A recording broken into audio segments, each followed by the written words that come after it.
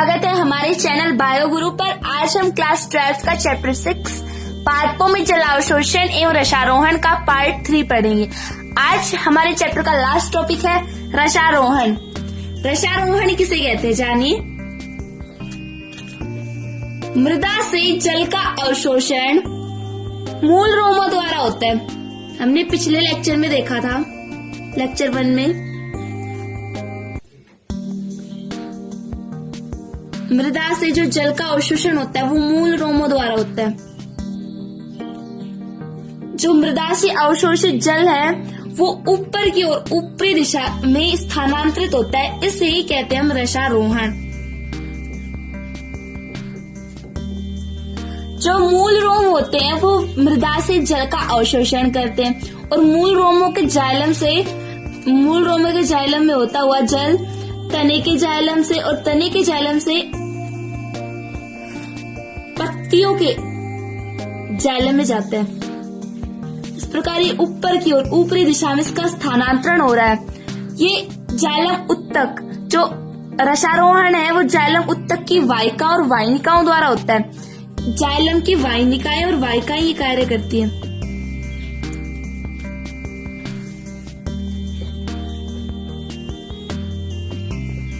हमने class 11th में पढ़ा था कि जाइलम में चार प्रकार के रेशे होते हैं। वाहिकाएं, वाहिनिकाएं, चार प्रकार की कोशिकाएं होती हैं। वाहिकाएं, वाहिनिकाएं, मृदुतक और रेशे। इनमें से जाइलम की वाहिकाएं और वाहिनिकाएं ही जल का रसारोहण करती हैं।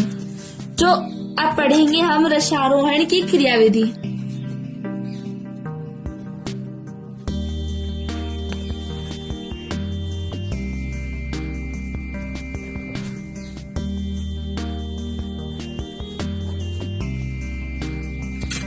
रसारोहण की क्रिया में पादप जो होते हैं वो गुरुत्वाकर्षण बल के विपरीत यानी ग्रेविटेशनल फोर्स होता है वो नीचे की ओर लगता है और रसारोहण ऊपर की ओर होता है।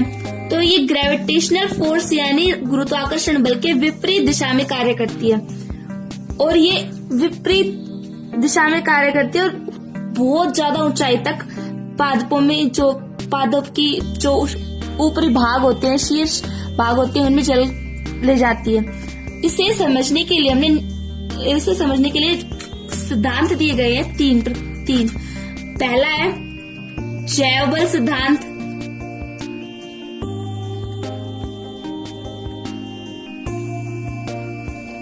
दूसरा है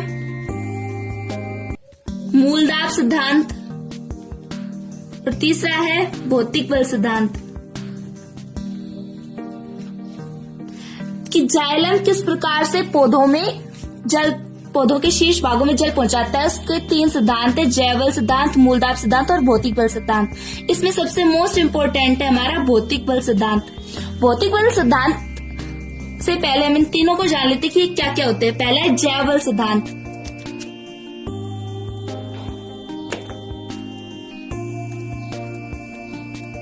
जैव बल सिद्धांत, जैव, इससे पता चल रहा है कि इसमें जीवित कोशिकाएं होंगी।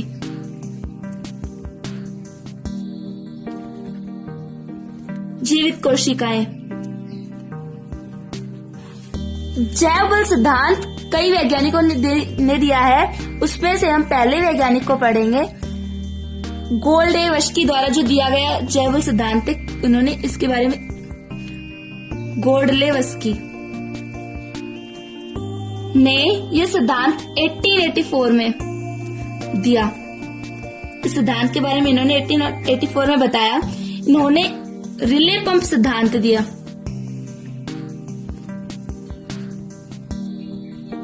रिले पंप सिद्धांत क्या होता है? जो जाइलम की पैरेन्काइमा होता है, जाइलम का पैरेन्काइमा,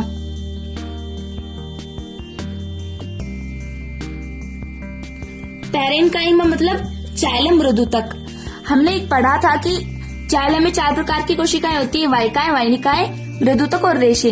जिनमें से जो मृदुतक यानी पैरेन्काइमा होता है ये जीवित कोशिका होती है और सभी मृत कोशिकाएं होती है क्योंकि इसमें लिग्निन का जमाव पाया जाता है। और मज्जा किरणें, जाइलम पैरेन्काइमा और मज्जा किरणों की जो जीवित कोशिकाएं होती है वो परासरण दाब में लगातार परिवर्तन के कारण रसारोहण होता है। ओपी यानी पराशरण दाब, ऑस्मोसिस प्रेशर। इसमें जीवित कोशिकाओं द्वारा होता है। हमने ऊपर पढ़ा था कि वाहिकाएं और वाहिनिकाओं द्वारा होते हैं। जो मृत कोशिकाएं होती है, निर्जीव कोशिकाएं होती हैं, इस प्रकार ये सिद्धांत भी मान्य नहीं हुआ, लेकिन हमें पढ़ना पड़ेगा क्योंकि हमारे सिलेबस में। कोलेवस्की ने रिले पंप सिद्धांत दिया। रिले पंप सिद्धांत क्या होता है? इसमें जाइलम, पैरेन्काइम और जो मज्जा किरणों की जीवित कोशिकाएं होती है वो पराशरण दाब के लगातार परिवर्तन के कारण रसारोहण होता है। नेक्स्ट वैज्ञानिक थे जेसी बोस। जेसी बोस ने 1923 में स्पंदन सिद्धांत दिया।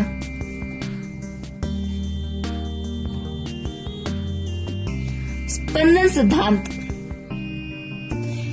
अब इन्होंने क्या बताया, जैसे हमने पढ़ा था क्लास 11th में कि जो जड़ होती है उसकी अनुप्रस्थ काट काटी थी, तो उसमें कई भाग, जो सबसे बाहर की परत होती है वो एपिडर्मिस होती है, उसके नीचे वल्कुट, वल्कुट के नीचे अंतस्त्वचा और अंतस्त्वचा के नीचे परिरम और परिरम के नीचे संवैनोत्तक होता है। तो इसमें क्या है कि रसारोहण तने के वल्कुट के नीचे, वल्कुट की सबसे भीतरी कोशिका और अंतस्त्वचा के नीचे जो ये विभाजनशील, ये अंतस्त्वचा के नीचे और वल्कुट के सबसे भीतरी परत है, ये लयबद्ध संकुचन होता है। लयबद्ध संकुचन क्या होता है? लयबद्ध स्पंदन, लयबद्ध स्पंदन क्या होता है? जैसे हमारा हार्ट डिस्टोल और डायस्टोल होता है, उसी प्रकार इसमें होता है कभी प्रकुंचन और फिर संकुचन। इस प्रकार इसकी जो ये अंतस्त्वचा के नीचे की जो कोशिकाएं होती है ये लयबद्ध स्पंदन करती हैं। इसे कहते हैं स्पंदन सिद्धांत, जिसके कारण रसारोहण होता है। सर जेसी बोस ने भारतीय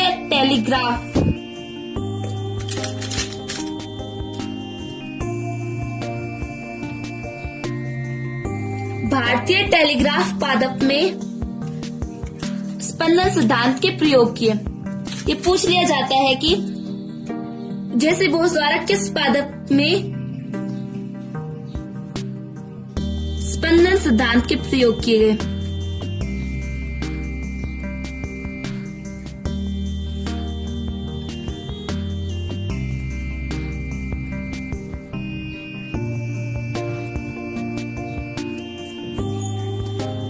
नेक्स्ट आता है स्ट्रासबर्गर।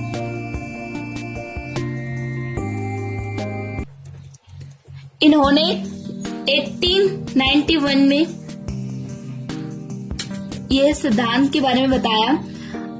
इन्होंने जो स्ट्रासबर्गर है, इन्होंने जेसी बोस और गोर्डलेवस्की के आलोचक रहे एक प्रकार से। इन्होंने बताया कि जो रसारोहण होता है वो जीवित कोशिकाओं से संबंधित नहीं होता।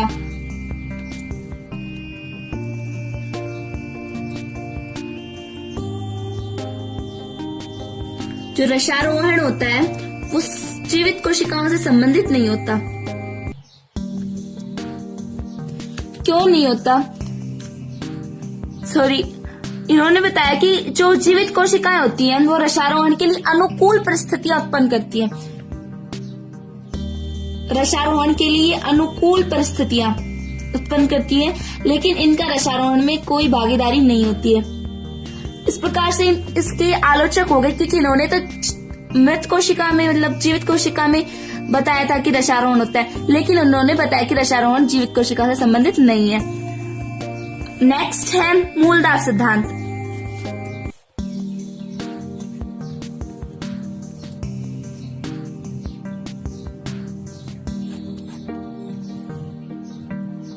मूलदाब सिद्धांत क्या होता है?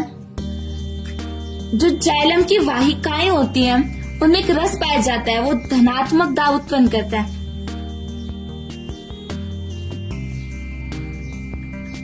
जो वाहिकाएं हैं उनमें जो रस पाया जाता है वो धनात्मक दाब उत्पन्न करता है,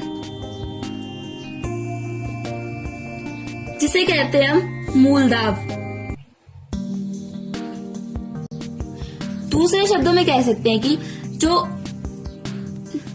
जड़ें होती हैं पादप की, वो जल का अवशोषण करती है, मूल रोम जल का अवशोषण करती है और मूल रोम पे जो जाइलम होता है उनकी कोशिकाओं में जल जाता है। जो जाइलम की किन कोशिकाओं में मूल जो जल जाता है, जाइलम की मृदुता की कोशिकाओं यानी पैरेन्काइमा। पैरेन्काइमा में जल जाता है, जिसके कारण कोशिका होती है वो स्फीत होने लगती है यानी कि फूलने लगती है। और कोशिका फूलेगी तो ये अपने पहले वाली सामान्य स्थिति में आने का प्रयास करती है, तो उस पर एक दाब लगाती है, जिससे इसका जो कोशिका द्रव्य होता है, जो कोशिका द्रव्य है वो बाहर निकल जाता है और जाइलम की वाहिकाओं में चला जाता है।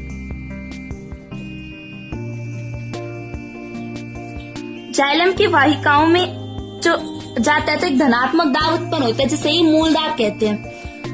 तो एक बार फिर से समझिए मूल दाब सिद्धांत। जाइलम की वाहिकाओं में जो रस पाया जाता है वो धनात्मक दाब उत्पन्न करता है, जिसे मूल दाब कहते हैं। ये जैसे पौधा होता है, उसकी जड़ों में जो मूल रोम पाए जाते हैं, रूट हेयर्स, वो मृदा से जल का अवशोषण करते हैं। जो मूल रोम द्वारा जो जल अवशोषित किया गया वो मूल रोम के जाइलम की मृदु तक की कोशिकाओं यानी पैरेन्काइमा कोशिकाओं में जाता है।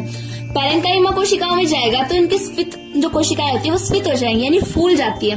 फूल जाने के बाद ये अपनी सामान्य स्थिति, जो पहले जैसी स्थिति थी, उसमें आने का प्रयास करती है, जिससे एक दाब लगाती है और इसका जो कोशिका द्रव्य है वो जाइलम की वाहिकाओं में चला जाता है और जो धनात्मक दाब उत्पन्न करता है, इसे मूल दाब कहते हैं।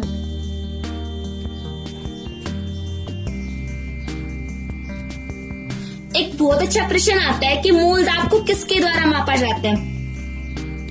जो मूल दाब है उसका मापन किससे करते हैं, उस यंत्र का नाम। मूल दाब का जो मापन है वो हम मैनोमीटर से करते हैं। कई बार पूछ लिया जाता है कि मूल दाब का मापन किस यंत्र द्वारा किया जाता है, तो उसका आंसर होगा मैनोमीटर।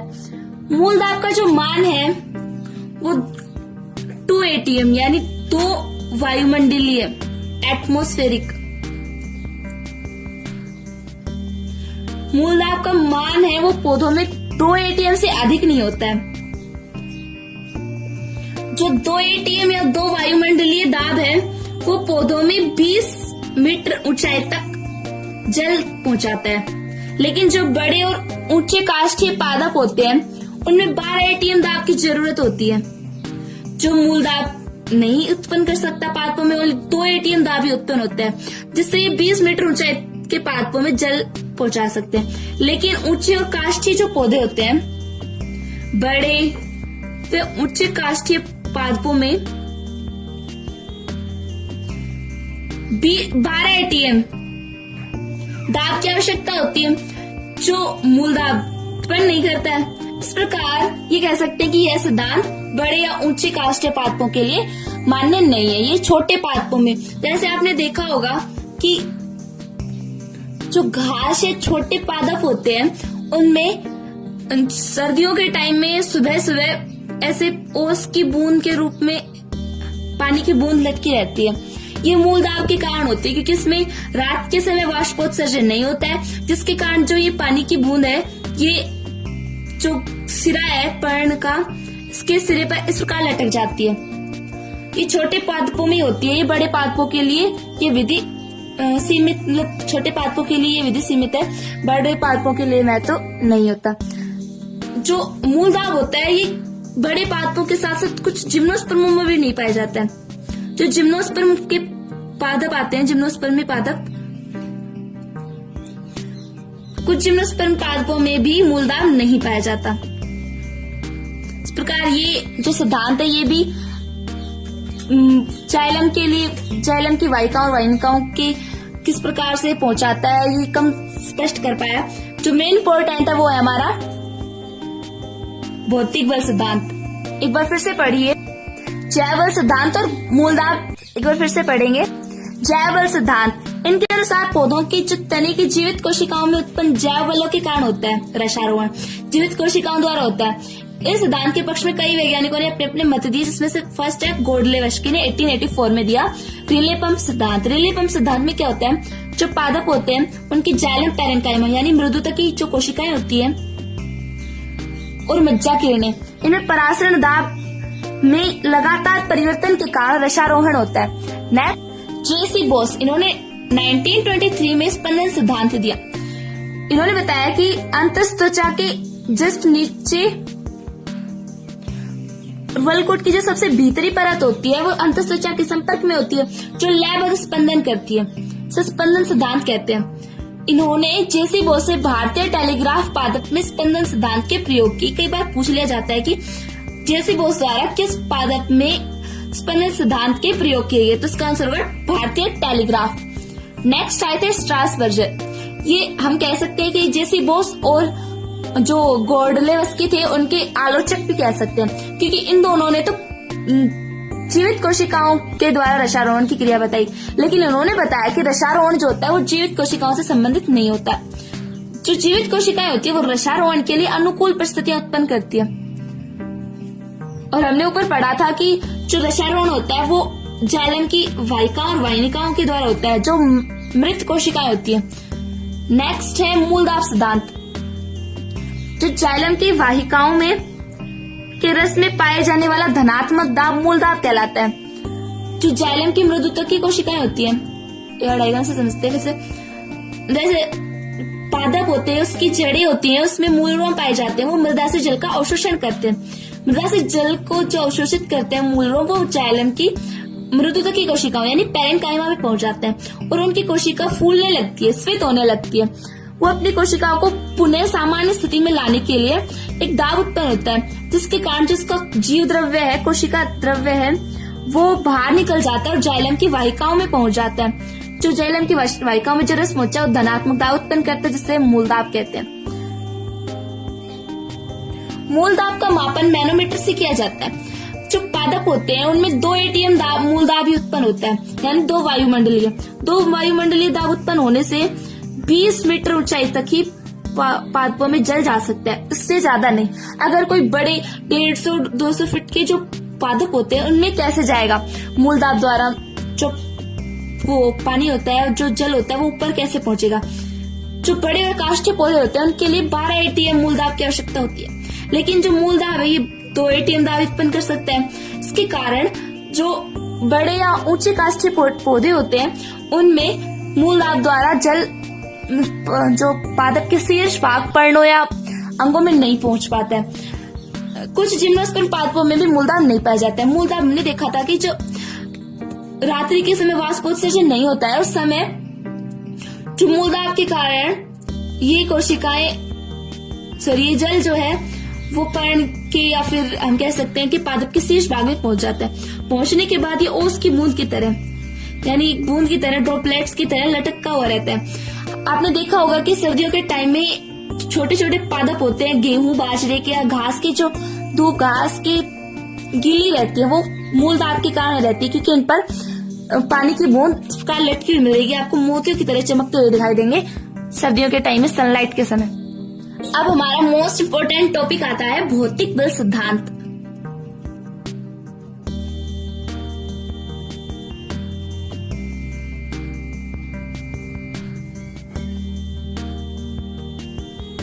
इसके अनुसार पादपों में रसारोहण भौतिक बलों के कारण होता है।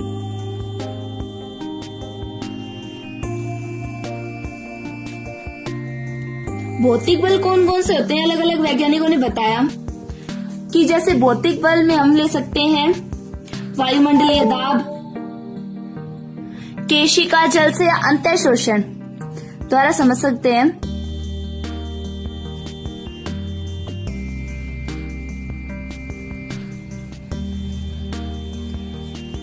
जो भौतिक बल सिद्धांत है वो 2 वैज्ञानिकों द्वारा दिया गया, के नाम है डिक्सन और जोली। ये सिद्धांत डिक्सन व जोली द्वारा 1894 में दिया गया। भौतिक बल सिद्धांत को डिक्सन और जोली ने 1894 में दिया। जो भौतिक बल सिद्धांत है इसका सर्वमान्य सिद्धांत, भौतिक बल दाब का सर्वमान्य सिद्धांत ससंजन तनाव सिद्धांत,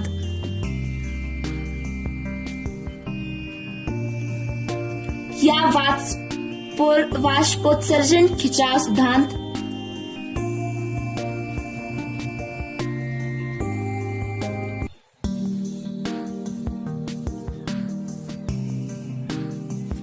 या वाष्पोत्सर्जनाकर्षण,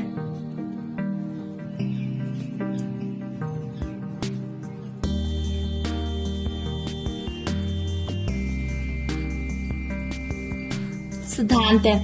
जो भौतिक बल दाब सिद्धांत है उसका भौतिक बल दाब का सर्वमान्य सिद्धांत ससंजन तनाव सिद्धांत, वाष्पोत्सर्जन खिंचाव सिद्धांत या वाष्पोत्सर्जनाकर्षण सिद्धांत है। अब इस सिद्धांत को हम कुछ निम्न बिंदुओं से समझेंगे जिससे हमें अच्छे से समझ में आ जाएगा। तो चलिए पहले हम डायग्राम से समझेंगे।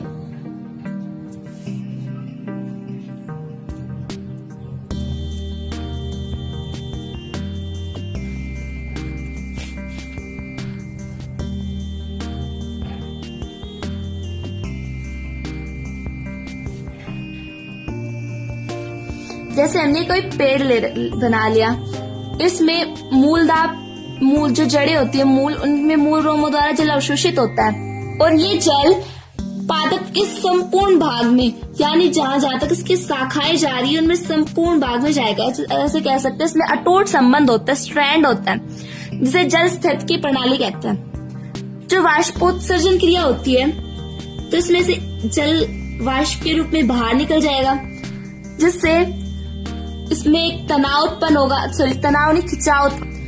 खिंचाव उत्पन्न होगा, जो पर्ण के सिराओं से होता हुआ पर्णवृंत, फिर यहाँ तने से होता हुआ मूल में पहुंच जाता है। और मूल में पहुंचने के बाद जो वाष्पोत्सर्जन होगा तो इसके स्थान पर दूसरा अणु आ जाएगा, तो इसके स्थान पर दूसरा। इस प्रकार मृदा से जल का अवशोषण हो जाता है। जो जल के अणु बाहर निकलते हैं वो एक बल से जुड़े होते हैं जिसे कहते हैं ससंजन बल।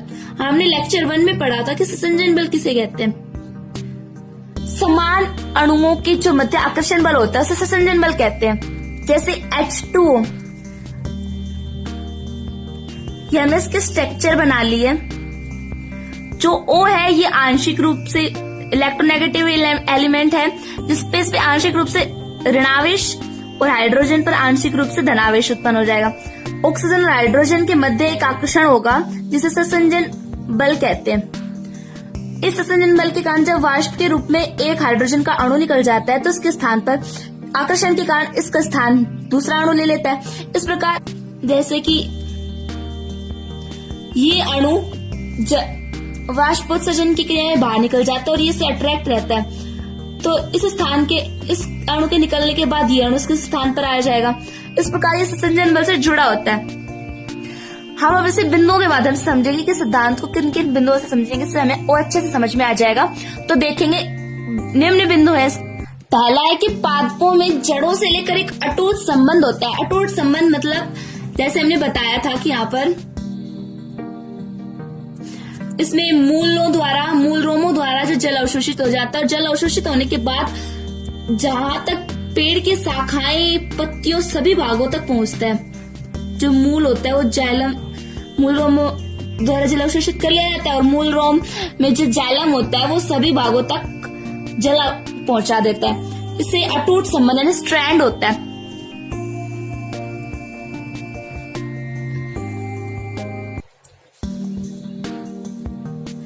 जिसे जल स्थैतिकी प्रणाली कहते हैं।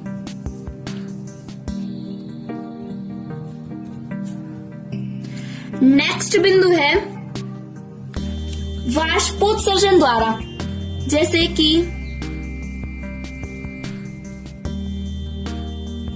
यहाँ पे वाष्पोत्सर्जन क्रिया होगी। सनलाइट की उपस्थिति में वाष्पोत्सर्जन क्रिया में जल के अणु वाष्प के रूप में बाहर निकल जाते हैं। यहाँ पर जो वाष्पोत्सर्जन के कारण जल के अणु बाहर निकल जाएंगे और पत्तियों में जल की हानि हो जाएगी। जल की हानि होने के बाद जल स्तंभ में खिंचाव उत्पन्न होता है। जिसे वाष्पोत्सर्जन खिंचाव कहते हैं। एक खिंचाव उत्पन्न होगा, जल स्तंभ में खिंचाव होता है जिसे हम कहेंगे वाष्पोत्सर्जन खिंचाव। नेक्स्ट बिंदु है, हमने भी बताया था कि पादप के अणुओं के मध्य, जल के अणुओं के मध्य एक ससंजन बल होता है। ससंजन बल क्या होता है? अभी हमने पीछे पढ़ा था कि समान अणुओं के मध्य आकर्षण बल होता है जिसे ससंजन बल कहते हैं। जिससे ये अणु मान लीजिए कि जल वाष्प के रूप में वाष्पोत्सर्जन क्रिया से निकल जाता है, तो आकर्षण के कारण ये अणु के स्थान पर आ जाता है। तो माना जो पादपों में ससंजन बल होता है वो 45 से 207 ATM होता है। जो बड़े बड़े पादपों में ऊपर मतलब जो बड़े बड़े पादप होते हैं 150-250 फीट के जो पादप होते हैं उनमें आसानी से जल की पूर्ति हो जाती है, जिससे जल स्तंभ है वो टूटता नहीं है और जो जल है वो ऊपर की ओर खींचता है। जैसे हमने बताया था अभी कि वाष्पोत्सर्जन क्रिया में जल के अणु निकल जाते हैं। जैसे कि यहाँ पे बड़ी सी थोड़ी मान लीजिए ये एक जल का अणु है, ये वाष्प के रूप में बाहर निकल गया। इस अणु के और इस अणु के मध्य एक आकर्षण बल है, ससंजन बल है, जिसके कारण ये निकलने के बाद ये दूसरा अणु इस अणु के स्थान पर आ जाएगा। इससे जो जल स्तंभ है वो टूटता नहीं है और जल है वो ऊपर की ओर खिंचता आता है। तो जल है वो वाष्पोत्सर्जन खिंचाव ससंजन बल के कारण ऊपर खिंचता है। नेक्स्ट बिंदु है, इस प्रकार जो वाष्पोत्सर्जन खिंचाव और ससंजन बल जो जल के अणुओं के मध्य होता है,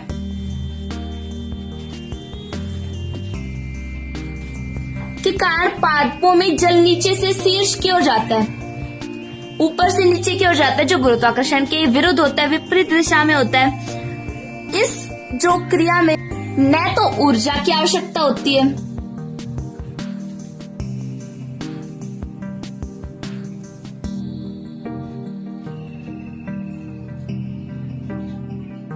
ऊर्जा की आवश्यकता नहीं होती और ना ही जीवित कोशिकाओं का कोई योगदान होता है। इसमें निर्जीव कोशिकाएं यानी वाहिकाएं और वाहिनिकाएं जो होती है वो रसारोहण के लिए मददगार होती है। निर्जीव कोशिकाएं का योगदान होता है इसमें।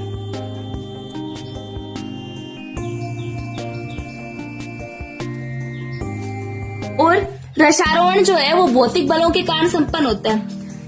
इस सिद्धांत के समर्थन में एक प्रमाण दिया गया कि वाष्पोत्सर्जन की दर रसारोहण से संबंधित होती है। जो वाष्पोत्सर्जन होता है उसकी दर रसारोहण से संबंधित होती है। जो वाष्पोत्सर्जन क्रिया होती है वो दिन के समय में होती है। जो दिन के समय में होने के कारण पत्तियों और शाखाओं में जल स्तंभ में तनाव की स्थिति आ जाती है। वाष्पोत्सर्जन की क्रिया के कारण जल की हानि होती है, जिससे शाखाओं व पत्तियों में तनाव उत्पन्न हो जाता है। वर्तमान में जो भौतिक बलदाव सिद्धांत है ये सर्वमान्य सिद्धांत है। रसारोहण को समझने के लिए एक बार फिर से भौतिक बल सिद्धांत समझ। पादपों में रसारोहण भौतिक बलों के कारण होता है। भौतिक बल को हमने भिन्न भिन्न होते हैं, जैसे वायुमंडलीय दाब, केशिका जल, अंतः शोषण। इनमें जीवित कोशिकाओं का कोई योगदान नहीं होता। हम कह सकते हैं कि इसमें निर्जीव कोशिकाएं योगदान देती है। डिक्सन व जोली ने 1894 में इस नियम को प्रतिपादित किया, सिद्धांत को प्रतिपादित किया। इस सिद्धांत को ससंजन तनाव सिद्धांत, वाष्पोत्सर्जन खिंचाव सिद्धांत या वाष्पोत्सर्जनाकर्षण सिद्धांत कह सकते हैं। इसमें हमने देखा था कि यहाँ से वाष्पोत्सर्जन खिंचाव होता है। जल की हानि होने के बाद जो मूल रोम होते हैं उनके द्वारा जल का अवशोषण किया जाता है। जो मूल रोम का जाइलम होता है वो जल को पादप के संपूर्ण भागों तक पहुंचाता है और साथ ही जल के अणुओं की मदद से ससंजन बल होता है। ससंजन बल क्या होता है कि जल के समान अणु मतलब एक दूसरे से आकर्षण बल के जिस आकर्षण बल द्वारा जुड़े होते हैं उसे ससंजन बल कहते हैं। इस एक अणु, मान लीजिए ये अणु जलवाष्प के रूप में बाहर निकल जाता है तो आकर्षण के कारण इस अणु का स्थान दूसरा अणु ले लेता है। इस सिद्धांत में कुछ बिंदु हैं, वो निम्न हैं। पहला है, पादपों में जड़ों से लेकर पत्तियों तक एक अटूट संबंध होता है, यानी स्ट्रैंड होता है, जिसे जल स्थितिकी प्रणाली कहते हैं। सेकंड है, वाष्पोत्सर्जन द्वारा जल की हानि होती है तो पर्ण के सिराओं में जल स्तंभ में खिंचाव उत्पन्न होता है, जिसे वाष्पोत्सर्जन खिंचाव कहते हैं। थर्ड है, जल के अणुओं के मध्य संसंजन बल होता है, जिसका मान 45 से 207 ATM होता है। इस बल के कारण जल का स्तंभ टूटता नहीं बल्कि ऊपर की ओर खिंचता है। अभी हमने बताया था कि ऊपर की ओर खिंच रहा है जल, यहाँ से समझाया था। ये देखिए, एक अणु निकल जाता है तो उसके स्थान पर दूसरा अणु आ जाता है, आकर्षण के कारण उस अणु का स्थान दूसरा अणु ले लेता है। नेक्स्ट है, वाष्पोत्सर्जन खिंचाव और वह जल के अणुओं के मध्य संसंजन बल के कारण पादपों में जल नीचे से ऊपर की ओर आता है। इस क्रिया में ऊर्जा की कोई आवश्यकता नहीं होती और ना ही जीवित कोशिकाओं का योगदान होता है। इसमें कह सकते हैं कि इसमें निर्जीव कोशिकाएं योगदान देती है। जो वाष्पोत्सर्जन की जो दर है वो रसारोहण से संबंधित होती है। दिन में वाष्पोत्सर्जन के कारण शाखाओं व पत्तियों में एक तनाव उत्पन्न होता है, जिससे वाष्पोत्सर्जन क्रिया होती है। वर्तमान में रसारोहण को समझने के लिए जो भौतिक बल दाब सिद्धांत है, ये सर्वमान्य सिद्धांत है। आशा करती हूँ कि यह वीडियो आपको पसंद आया होगा। अगर आपको हमारे वीडियो समझ में आया तो चैनल को सब्सक्राइब, वीडियो को लाइक और कमेंट जरूर करें और अपने दोस्तों को शेयर करें। धन्यवाद।